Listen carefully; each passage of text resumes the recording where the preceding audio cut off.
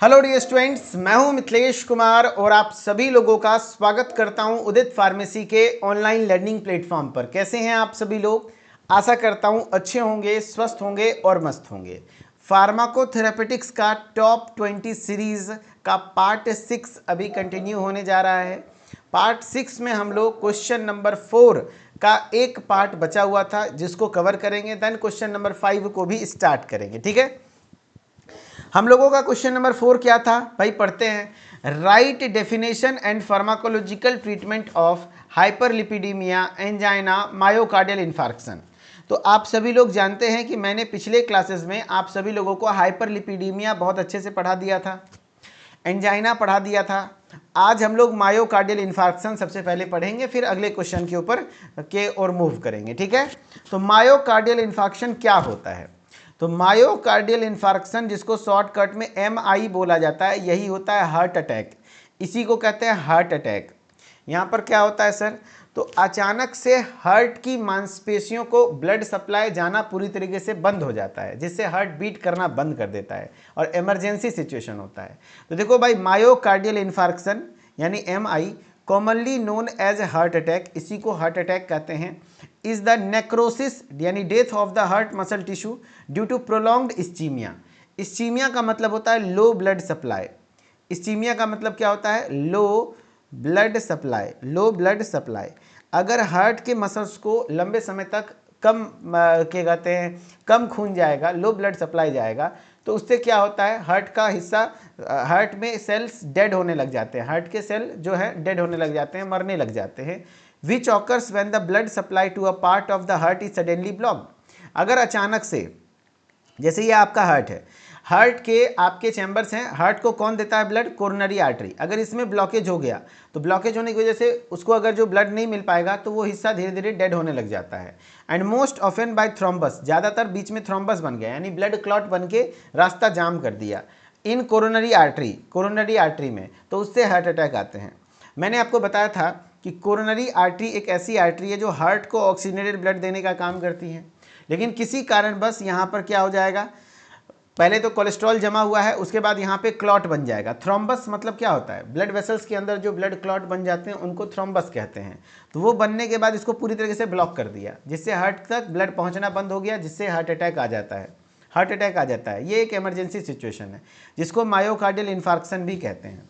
और किसी एक हिस्से में ऐसा नहीं, पूरे हार्ट में अचानक से कोई एक हिस्सा में ऐसा होता है। जैसे आप देख लो, यहाँ पे कोरोनरी आर्टरी है, इसमें पहले से ही कोलेस्ट्रॉल जमा हुआ था, पहले से रास्ता तो सकड़ा था ही, यानी कम ब्लड तो जा ही रहा था, और अचानक से यहाँ क्लॉट भी बन गया, ब्लड क्लॉट भी बन गया। एंड ब्लड क्लॉट होने की वजह से पूरी तरीके से ब्लॉकेज हो गए एंड वहाँ के सेल और टिश्यूज डेड होने लग जाते हैं। ठीक है,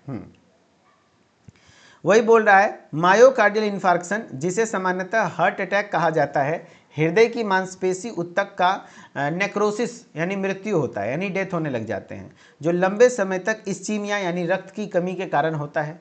यह तब होता है जब हृदय की किसी भाग को जाने वाली रक्त आपूर्ति अचानक से रुक जाए, यानी अचानक से ब्लड वेसल्स में ब्लड जाना बंद हो जाए, जो प्रायः कोरोनरी धमनी यानी कोरोनरी आर्टरी में थ्रोम्बस बनने की वजह से, यानी रक्त का थंगा पड़ने की वजह से होता है। यानी कोरोनरी आर्टरी जो हार्ट को ब्लड सप्लाई देता है, उसमें अगर जो क्लॉट बन गया, थ्रोम्बस बन गया और फंस गया, तो इससे कहीं ना कहीं आपको मायोकार्डियल इन्फार्क्शन यानी हार्ट अटैक देखने को मिलता है। अब इसके कारण क्या क्या है sir? Etiology of myocardial infarction, यानी मायोकार्डियल इन्फार्क्शन के कारण क्या क्या हैं? पहला कारण है अथेरोस्क्लेरोसिस। अथेरोस्क्लेरोसिस का मतलब क्या होता है सर? है ना, बताओ भाई, इधर से सुनना ध्यान से। मैंने क्या बताया? अथेरोस्क्लेरोसिस। अथेरोस्क्लेरोसिस का मतलब क्या है? देखो, ये कोरोनरी आर्टरी है, उसमें अगर जो कोलेस्ट्रॉल जम गया तो इसको प्लेक बन जाना, इसको हम लोग अथेरोस्क्लेरोसिस कहते हैं, जिससे रास्ता नैरो हुआ, और पहले से नैरो है और हल्का सा भी यहाँ क्लॉट बन के जमा, बस रास्ता ब्लॉक हो गया, जिससे कि हार्ट अटैक आ जाएगी। यानी अथेरोस्क्लेरोसिस यानी plaque in the coronary artery, coronary धमनियों में प्लेक का जमाव एक कारण है। अथेरोस्क्लेरोसिस एक कारण है किसके लिए? आपके मायोकार्डियल इन्फार्क्शन।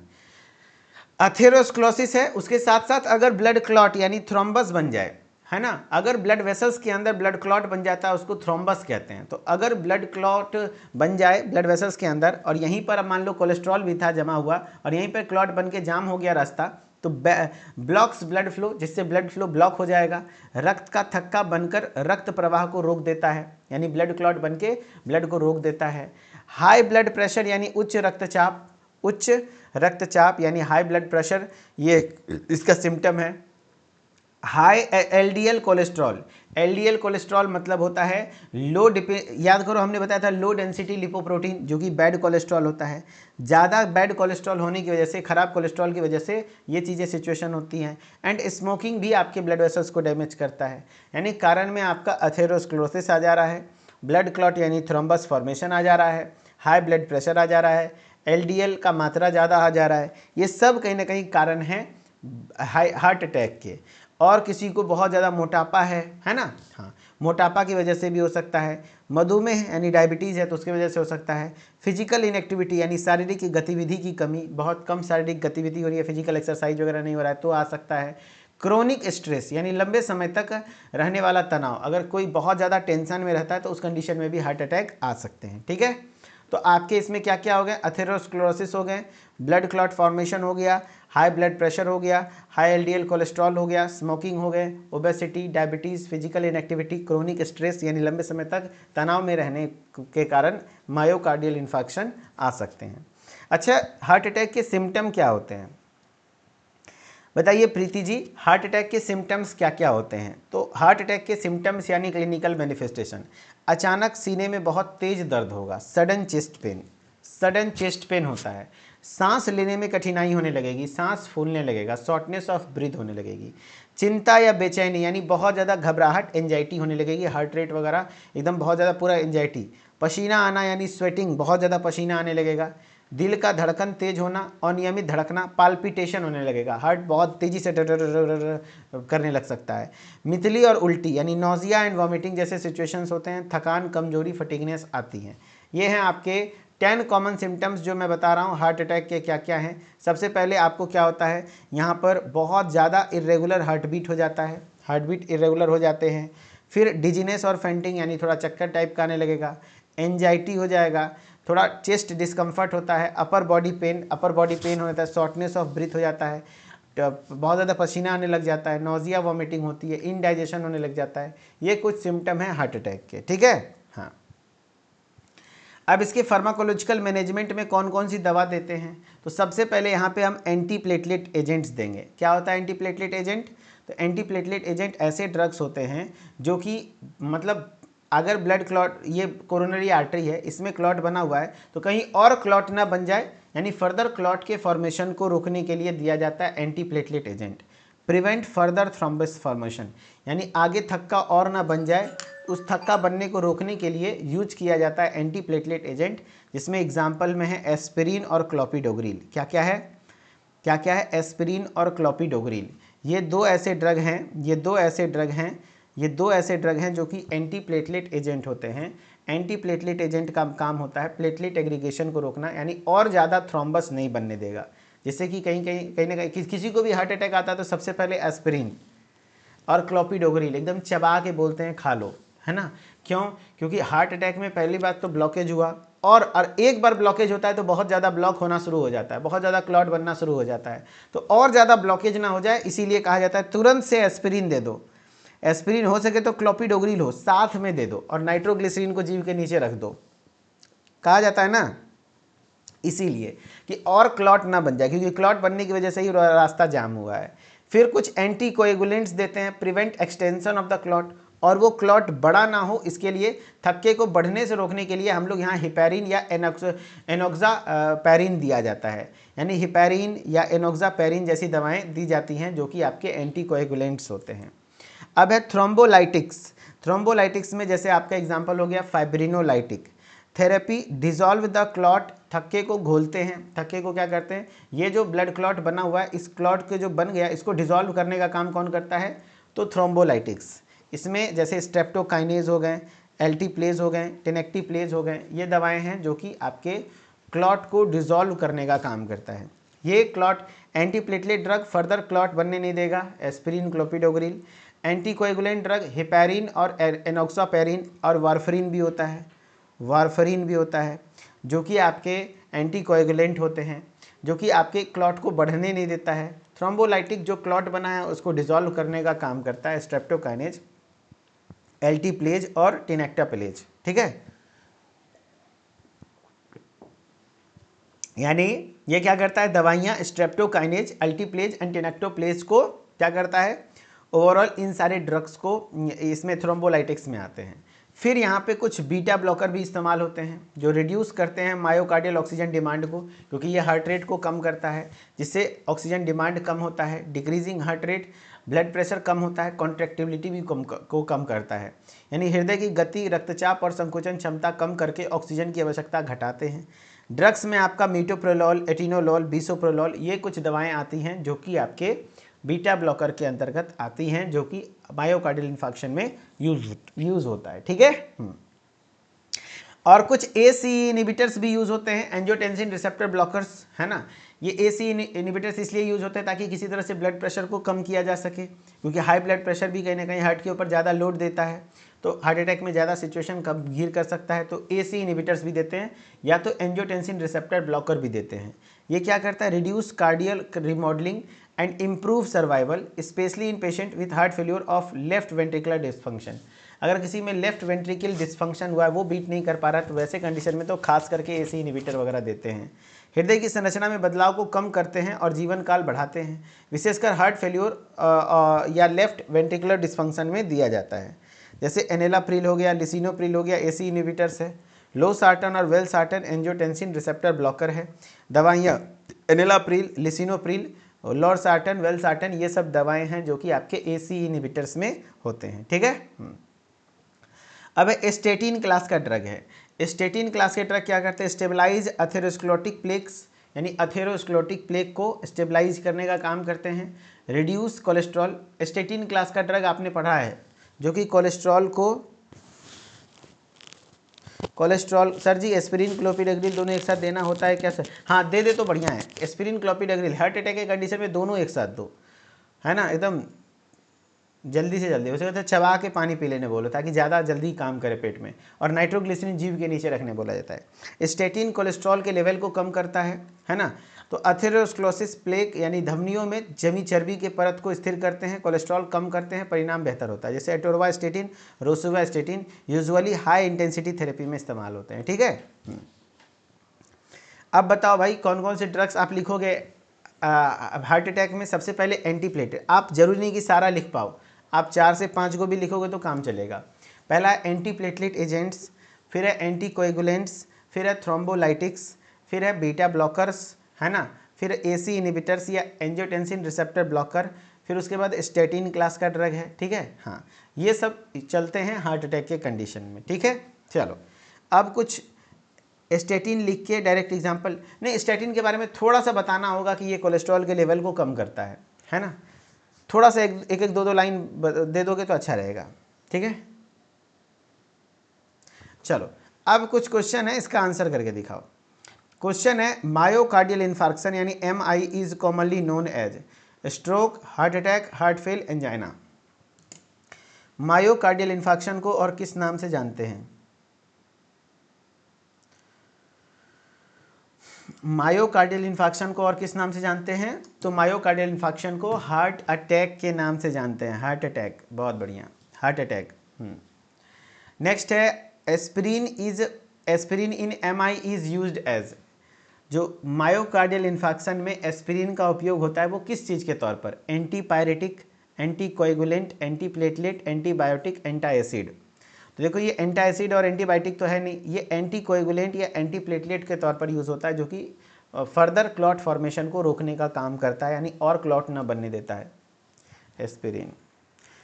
चलो हो गया। अब अगले क्वेश्चन में आते हैं, क्वेश्चन नंबर 5, क्योंकि क्वेश्चन नंबर 4 तक में हार्ट अटैक ही था, क्योंकि हमने पिछले क्लासेस में आपको ये पढ़ा दिया था, हाइपरलिपिडीमिया पढ़ा दिया था, है ना, एंजाइना पढ़ा दिया था, मायोकार्डियल इन्फार्क्शन पढ़ा दिया आज। अब अगला टॉपिक है अपना क्या भाई? अगला टॉपिक है, देखते हैं क्वेश्चन क्या है। हाँ क्वेश्चन है, देखो पढ़ो question. Define COPD and asthma को डिफाइन करना है। राइट देयर क्लिनिकल मैनिफेस्टेशन यानी सिम्टम लिखने हैं। इटियोपैथोजेनेसिस कैसे होता है। Pharmacological management of both diseases यानी COPD और अस्थमा के बारे में डिटेल में लिखना है, क्या होते हैं COPD, कैसे होता है, क्या है नहीं है, तो वो चीज़ें आज हम लोग पढ़ेंगे। ठीक है सर, जो COPD में पढ़ाएंगे ये लॉ एंड एथिक्स में ऐसा सेम रहेगा?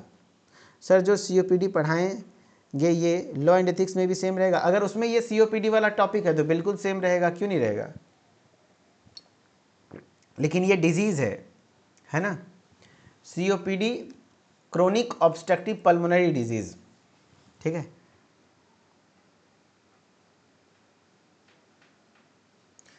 चलो। हाँ, अनुभव जी ने सही समझा है, जितना भी कार्डियोवास्कुलर डिजीजेज हैं उसमें सब लगभग वही बीटा ब्लॉकर, वही AC इनहिबिटर, वही एंजियोटेंसिन रिसेप्टर ब्लॉकर, यही सब ड्रग यूज़ होता है, वही कैल्शियम चैनल ब्लॉकर, यही सब ड्रग यूज़ होता है। कुछ एक का दो का ड्रग है जो अलग तरीके से यूज़ हो रहे हैं, कुछ नया, तो उसको ध्यान रखना है। अब है COPD और अस्थमा। सबसे पहले हम लोग पढ़ेंगे COPD, chronic obstructive pulmonary disease. पहला क्या पढ़ेंगे? क्रोनिक ऑब्स्ट्रक्टिव पल्मोनरी डिसऑर्डर, जिसको COPD कहते हैं। ठीक है, COPD का फुल फॉर्म सबसे पहले आपको याद रखना है, C4 chronic, O4 obstructive pulmonary disorder, यानी ये आपके लंग्स से जुड़ा हुआ समस्या होता है। पल्मोनरी वर्ड का मतलब ही है लंग्स। अब COPD में मेनली दो कंडीशन होते हैं। क्या क्या होता है सर? COPD में मुख्यतः आपके दो कंडीशन होते हैं, एक होता है क्रोनिक ब्रोंकाइटिस और दूसरा हो जाता है एम्फाइसीमा। ब्रोंकाइटिस का मतलब है ब्रोंकाई, जो आपके ब्रोंकाई है यानी श्वास नाल है, श्वास नलिका है, उसमें क्या होती है, सूजन हो जाता है, मतलब कह सकते हो इन्फ्लामेशन हो जाता है। जैसे ये हेल्दी में इतना ओपन होता है देखो, लेकिन अगर जो इन्फ्लामेशन एंड बहुत ज़्यादा म्यूकस बनने लग जाता है तो इस तरीके से अंदर में जगह कम बचते हैं, नैरो हो जाते हैं और मतलब म्यूकस भर जाता है। एक तो ये हुआ क्रोनिक ब्रोंकाइटिस, एंड दूसरा चीज़ एम्फाइसीमा भी हो जाता है।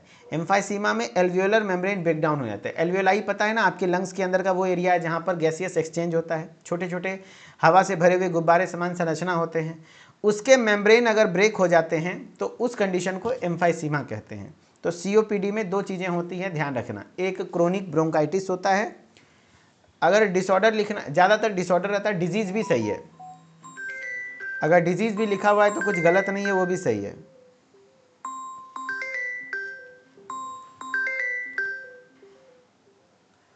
चलिए एक सेकेंड, हेलो नमस्ते जी, अभी थोड़ा क्लास में है तो हम करें कॉल बैक थोड़ी देर में? हाँ हाँ, बताइए बताइए बताइए, हाँ हाँ बोलिए बोलिए। हाँ हाँ,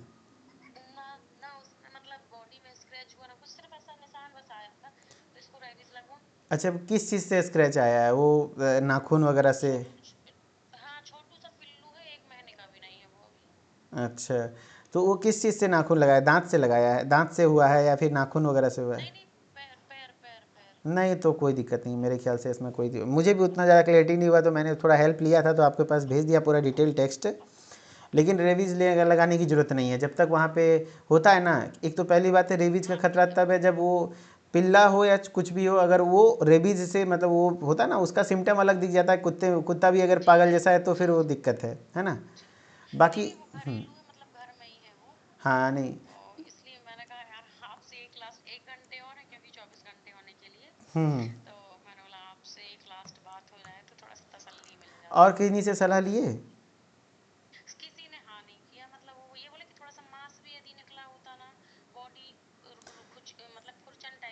हाँ, थोड़ा सा भी ब्लड वगैरह भी आता है या फिर कुछ हल्का सा निशान भी आता है, वो तो सिर्फ थोड़ा सा लग रहा है कि थोड़ा नहीं वैसा होता है, कोई दिक्कत नहीं है।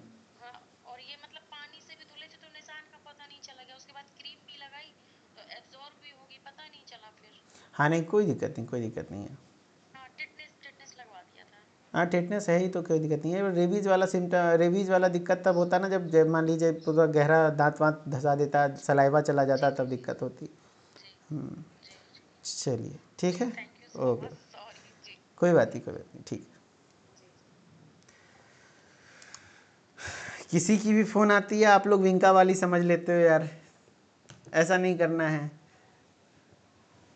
एक्चुअली इनकी बच्ची को, ये हमारे ही रिलेटिव्स में हैं तो, है ना, थोड़ा इनकी बच्ची को, जो छोटी बेटी है उनको कल कुत्ता थोड़ा सा मतलब होता है ना, उनके घर का पिल्ला है, उनसे थोड़ा खरोच लग गया है ना।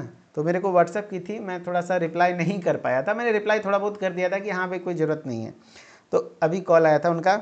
आप लोग भी बताइएगा क्या होना चाहिए। हल्का सा स्क्रैच है, ना ही ब्लड आया है ना ही कुछ हुआ है, बस पैर के नाखून से शायद थोड़ा सा स्क्रैच आ गया है वाइट कलर का। जैसे अपने नाखून से कैसे अपना खींच लीजिए तो एक वाइट कलर का निशान आ जाता है, वैसे वाइट टाइप का निशान आ गया है पैर में। तो उनका डाउट है कि भाई रेबीज की वैक्सीन लगवाएं या ना लगवाएं। तो बताइए क्या करना चाहिए, रेबीज का वैक्सीन लगना चाहिए या नहीं लगना चाहिए। मोहम्मद आसिफ कह रहे हैं कि बोलो सर रेबीज का वैक्सीन लगवा ले। फार्माकोलॉजी में भी सीओपीडी दिया है इसलिए पूछ रहा था। कोई बात नहीं रॉकी भाई, वाईटी सब सही, सब जहाँ पे भी सीओपीडी है। मुझे भी नहीं लगता है कि वहाँ पे रेबीज के वैक्सीन की ज़रूरत है। वैसे मैंने उनको बोला था कि डॉक्टर से सलाह ले लीजिए अगर आपको लगता है तो। नहीं नहीं, रेबीज के वैक्सीन की ज़रूरत नहीं है, इसलिए नहीं है क्योंकि सिर्फ खरोच था इसीलिए। और वही होता कि थोड़ा सा भी ब्लीड वगैरह आती या फिर थोड़ा सा भी गहरा कट होता जिसमें कि आपका डाउट होता कि सलाइवा वगैरह गया या फिर नाखून से हुआ, तो फिर सोचते कुछ। हाँ, और डॉग भी घर का है, घर का कुत्ता है, छोटा कुत्ता है अभी, तो मेरे ख्याल से डॉग भी तो इन्फेक्टेड होना चाहिए ना, इसीलिए। चलो, हाँ टीटी लगवा दिया गया है, टीटी लगवा दिया गया है। चलो, तो क्रोनिक ब्रोंकाइटिस और एम्फाइसीमा। क्रोनिक ब्रोंकाइटिस में इन्फ्लामेशन और एक्सेस म्यूकस बनने लग जाते हैं। एम्फाइसीमा में एल्वियोलर मेम्ब्रेन का ब्रेकडाउन हो जाता है, ठीक है। हाँ, चलो भाई, अब हम लोग पढ़ते हैं सीओपीडी में। तो इसमें क्या होता है, सीओपीडी को फुल फॉर्म में क्रोनिक ऑब्स्ट्रक्टिव पल्मोनरी डिसऑर्डर कहते हैं। Lung inflammation and air flow obstruction are its defining features. यानी इसमें लंग्स में इन्फ्लामेशन होते हैं और एयर फ्लो ऑब्स्ट्रक्ट हो जाता है, यानी हवा की नलियाँ जो होती हैं उसमें रुकावट आ जाती हैं। यानी फेफड़े की सूजन और वायु प्रवाह में रुकावट इसकी मुख्य विशेषताएं हैं। ड्यू टू एयरवे कंस्ट्रिक्शन, चूंकि एयरवे कॉन्स्ट्रिक्ट हो जाती हैं, संकुचित हो जाती हैं, a patient suffering from this condition has difficulty in breathing. चूंकि एयरवे कॉन्स्ट्रिक्ट हो गई हैं, चूंकि क्रोनिक ब्रोंकाइटिस हुआ इस वजह से, तो वायु मार्ग में संकुचन के कारण जो रोग से ग्रसित व्यक्ति हैं उनको सांस लेने में भी कठिनाई होती है ना। सांस लेने में भी कठिनाई होती है। It is a chronic condition, ये एक क्रोनिक कंडीशन है। बिकम्स वर्स विथ टाइम, जो कि समय के साथ धीरे धीरे और ज़्यादा खराब होता है कंडीशन, ठीक है। इसमें मैंने बताया आपको सीओपीडी में मेनली दो चीज़ें होती हैं, क्रोनिक ब्रोंकाइटिस और एम्फाइसीमा। क्रोनिक ब्रोंकाइटिस का मतलब है inflammation and excess mucus production. Emphysema का मतलब है एल्वियोलर मेम्ब्रेन ब्रेकडाउन हो जाते हैं। क्लिनिकल मैनिफेस्टेशन में क्या क्या होते हैं, शॉर्टनेस ऑफ ब्रीथ, सांस फूलना, सांस लेने में कठिनाई होना। वीजिंग यानी सीटी जैसी आवाज़ आना, सांस जैसे दम्मा होता है ना, अस्थमा में भी ये चीज़ें होती हैं। बहुत ज़्यादा घर घर घर घर आवाज़ आती है सांस लेने के दौरान। चेस्ट टाइटनेस, छाती में थोड़ा सा टाइटनेस फील होती है।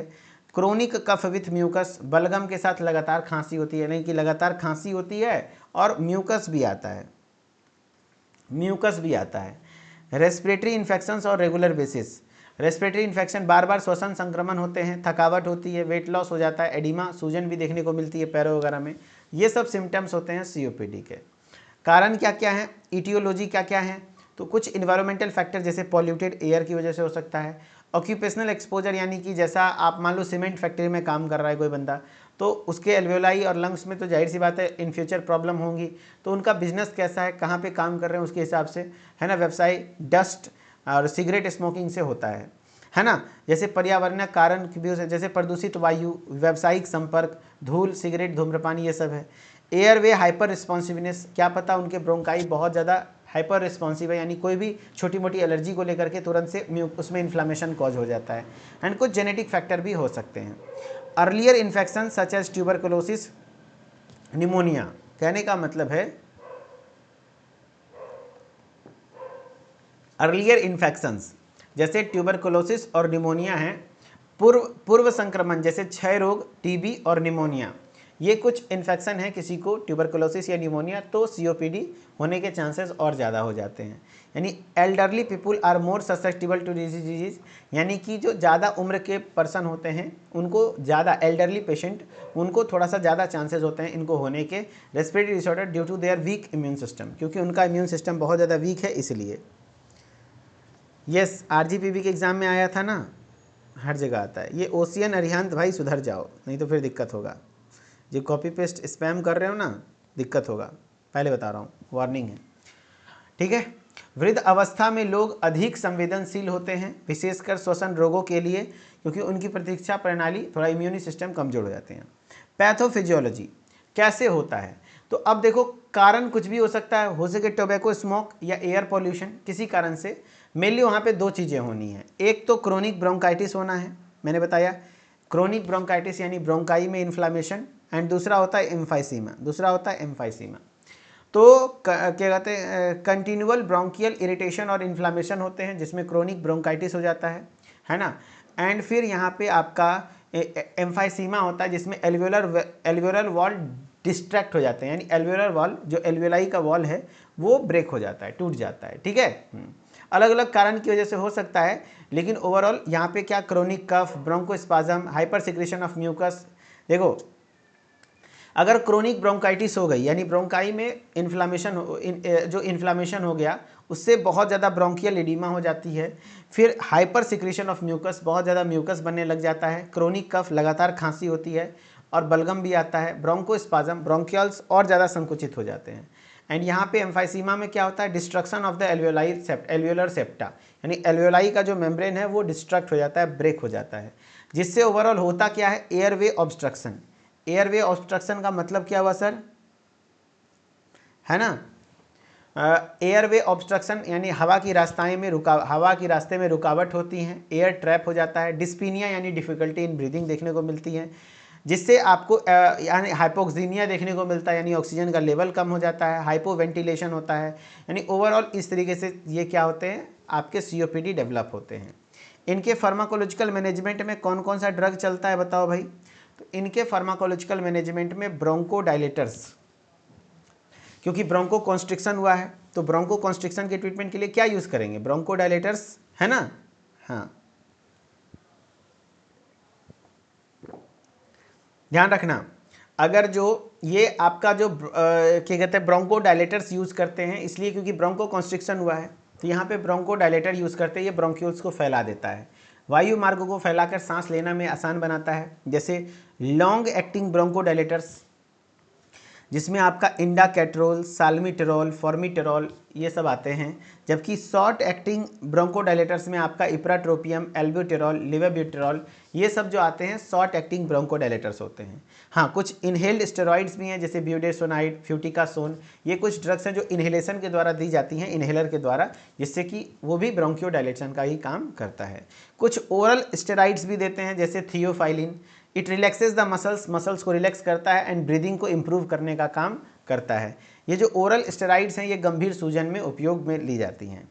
अगर सिचुएशन थोड़ा ज़्यादा गंभीर है तो यहाँ पर हम लोग रेस्पिरेटरी ट्रैक्ट से संबंधित इन्फेक्शन हो तो एंटीबायोटिक एजिथ्रोमाइसिन का भी यूज किया जाता है ना। सीओपीडी और टीबी में क्या डिफरेंस है, टीबी बिल्कुल अलग चीज़ है, टीबी बैक्टीरियल डिजीज़ होता है, बैक्टीरिया की वजह से होता है, यहाँ कोई बैक्टीरिया वगैरह नहीं हो रहा है ना, वो बैक्टीरिया की वजह से होता है और वहाँ पर आपका लंग्स में पानी भर जाता है, यहाँ पानी नहीं भर रहा है, ठीक है। हाँ, एजिथ्रोमाइसिन, लीवोफ्लॉक्सासिन ये कुछ एंटीबायोटिक्स हैं जो कि इसमें चलते हैं। नॉन फार्माकोलॉजिकल मैनेजमेंट में क्या क्या है सर, तो स्टॉप स्मोकिंग करना यानी फूफू करना बंद कीजिए, धूम्रपान बंद कीजिए, ऑक्सीजन देना शुरू कीजिए, ऑक्सीजन वगैरह दीजिए, rehabilitation program, counselling, exercise, nutritional advice, ये सारी चीज़ें करने से क्या होता है कि सीओपीडी के सिम्टम्स में इम्प्रूवमेंट होते हैं, ठीक है। चलो अब एक कंडीशन है जो कि आपके एग्जाम में पूछे गए क्वेश्चन है, अब आप करके दिखाओ। सीओपीडी तो आप पढ़ लिए, प्रीवियस ईयर क्वेश्चन है, इसका आंसर आप करो। Which of the following conditions constitute COPD, इसमें से कौन सा कंडीशन है जिसमें सीओपीडी हो रहा है, asthma, lung cancer, emphysema, asthma, emphysema, chronic bronchitis, lung cancer. देखो आस्थमा सीओपीडी से आता ही नहीं है, सीओपीडी में आता ही नहीं है, ना ही लंग कैंसर। एम्फाइसीमा तो आता है लेकिन आस्थमा फिर नहीं आएगा। एम्फाइसीमा यानी एल्वेलर वॉल का ब्रेकडाउन, यस, और क्रोनिक ब्रोंकाइटिस, यही दो चीज़ होते हैं, बन जाएगा। चलो बहुत बढ़िया। दूसरा सवाल ये वाला भी पूछा हुआ है, what does COPD stands for, previous year question है। सीओपीडी फुल फॉर्म क्या होता है, chronic obstructive pulmonary disease, chronic oncological pulmonary disorder, critical obstructive pulmonary disease या तो क्रोनिक ऑर्गेनिक पल्मोनरी डिसऑर्डर। क्या होगा आंसर बताओ, what does COPD stands for, COPD का फुल फॉर्म क्या है, तो सीओपीडी का फुल फॉर्म होता है क्रोनिक ऑब्स्ट्रक्टिव पल्मोनरी डिजीज। देखो क्रोनिक ऑब्स्ट्रक्टिव पल्मोनरी डिजीज, पहला ये ऑप्शन आ रहा है, option number A. Chronic oncological होगा नहीं, क्रिटिकल होगा नहीं, क्रोनिक ऑर्गेनिक नहीं होगा। आंसर ए है ना। हाँ, which of the medication is long acting beta agonist, यानी कि वही है जो लॉन्ग एक्टिंग ब्रोंकोडायलेटर्स भी बोल सकते हैं इसको। तो लॉन्ग एक्टिंग बीटा एगोनिस्ट कौन सा होता है, तो याद रखना एक होता है LABA और एक होता है साबा, शॉर्ट एक्टिंग बीटा एगोनिस्ट, और एक होता है लाबा। तो लॉन्ग एक्टिंग में मिट्रो वर्ड लगा रहेगा, आप मित्रों से बात करते हैं तो ज़्यादा देर तक बात करते हैं। एंड याद रखना IS में ब्यूटेरो वर्ड लगा रहेगा, ब्यूटा वर्ड लगा रहेगा। तो लॉन्ग एक्टिंग में मिट्रो, इप्राट्रोपियम, प्रेडिसोलोन, एल्ब्यूटेरॉल या तो साल्मीटेरॉल। मिट्रो देखो साल्मीटेरॉल, एल्ब्यूटेरॉल है SABA, है ना। बीटा लोग से शॉर्ट टर्म तक बात करते हैं ना, हाँ, तो इसीलिए शॉर्ट एक्टिंग बीटा एगोनिस्ट में आपके आ जाते हैं एल्ब्यूटेरॉल वगैरह, जिसमें ब्यूटेरॉल वर्ड लगा आता है। मिट्रॉल वर्ड लगा रहा यानी साल्मीटेरॉल लॉन्ग एक्टिंग है ना। What is the typical feature of emphysemas in COPD? COPD में कोई टिपिकल फीचर बताओ जो कि होता है। म्यूकस हाइपर सिक्रीशन, म्यूकस ज़्यादा बनने लगता है, यस। एल्वियोलर वॉल डिस्ट्रक्शन, ये भी होता है। Airway inflammations, pulmonary fibrosis. तो आपको लग रहा होगा सारा आंसर सही लग रहा है, लेकिन सबसे ज़्यादा मोस्ट कॉमन ये है, COPD का मेन लक्षण यही है। बोल रहा है टिपिकल फीचर, एकदम सिर्फ COPD में ऐसा होता है और कहीं पे नहीं होता है। ज़्यादा हाइपर सिक्रीशन इसमें भी, आस्थमा वगैरह में भी हो जाता है ना। लेकिन एल्वियोलर वॉल डिस्ट्रक्शन, यानी जो एल्वियोलाई के वॉल हैं, जो एल्वियोलाई के वॉल हैं उनका डिस्ट्रक्शन सिर्फ COPD में देखने को मिलता है। ठीक है, चलो तो आज के क्लास में बस इतना ही। अगली क्लास में हम लोग आस्थमा को भी पढ़ लेंगे, ठीक है। अगली क्लास में हम लोग आस्थमा भी पढ़ लेंगे, फिर आगे के क्वेश्चंस को कंटिन्यू करेंगे। तो आई होप कि आज आपने मायोकार्डियल इन्फेक्शन और COPD को अच्छे से बेहतरीन तरीके से समझा होगा। And thank you so much. Live in your memories कह रहे सर 9 सब्जेक्ट हो रहे हैं, कैसे मेंटेन करूं? 9 सब्जेक्ट कैसे हो गया सर जी? 7 सब्जेक्ट की तो सही है पर नहीं हो पा रहा है। जितना हो पा रहा है, जैसे हो पा रहा है भाई करना पड़ेगा, माथा में टेंशन लेने से कुछ थोड़ी होता है। थोड़ा थोड़ा पढ़ो यार, हो जाएगा काम। चलो मिथिलेश सर ऑफिशियल के साथ बने रहिए, अच्छे से पढ़ते रहिए। कैसा लगा क्लास कमेंट में जरूर बताइएगा। एंड फाइनली हमारा ये टॉपिक यहाँ पर खत्म होता है। अगले क्लास में हम लोग आस्थमा से शुरू करेंगे। Okay, thank you.